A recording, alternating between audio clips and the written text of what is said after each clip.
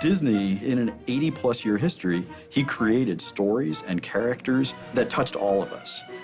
And when you create that much, some of it isn't quite going to work out.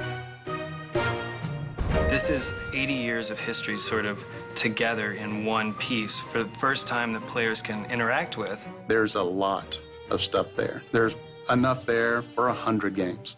I wanted to just honor that rich creative history and remind people not just about the things that they remember, but all that stuff that they've forgotten.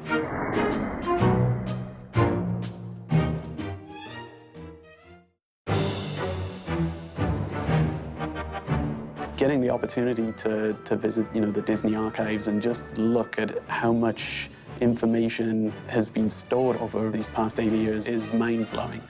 You get to see these old pre-production drawings from Fantasia, or what Pinocchio was going to look like, or Captain Hook in blue, really? Tons of cool stuff to see. Now, as a fan of Disney animations, it was a great opportunity for us to go back, relive a lot of the characters that I loved as a child, and then reintroduce them for today's market. Some of the stuff is so cool, we don't know why it ended up in an archive and didn't make it to screen or to print. So we were really excited to be able to grab some of those things, pull them out, and give them new life. The problem wasn't what to put in, the problem was what to put out, because Disney's history is so rich and there are so many characters and places to choose from. The weeding out process was a nightmare. The whole story around Disney Epic Mickey is about remembering these forgotten characters. And not only is Mickey doing that, but the player is doing that as well. And so their role kind of became this unique and interesting part of the story in the game, because as you, the player, go through, you're learning about characters that you may have never seen before in the Disney archives. And now you're remembering them as well as allowing Mickey to remember them. In Oswald's case, we had to remind people what his personality was like, what his abilities were, what made him one of the most popular stars in the late 20s.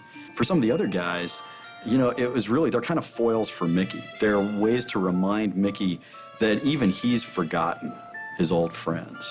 We've got a character who himself has forgotten characters like Clarabelle Cow and Horace Horsecollar and the Mad Doctor and Gus the Gremlin. Those are characters that in some cases he interacted with a bunch in his early cartoons, and so we get to have him play the role of the player, so we can show kind of the sadness of the characters who have been forgotten by Mickey and by the player, and use them to evoke some emotions in the player that I think will enrich the experience.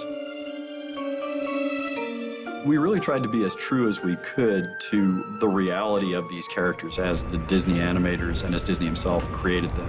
One of the first rules I set up for the team was, if something from the Disney universe, that creative history, works for us, then we're going to use it. We're not going to create or change it. As we went through the archives and looked at the different characters, we saw all that charm, all of that character, all of that personality that really has been forgotten. And that was a kind of big decision point in pulling those characters back into the game so people can remember them and enjoy them again. This team really embraced the challenge of immersing themselves in Disney's history.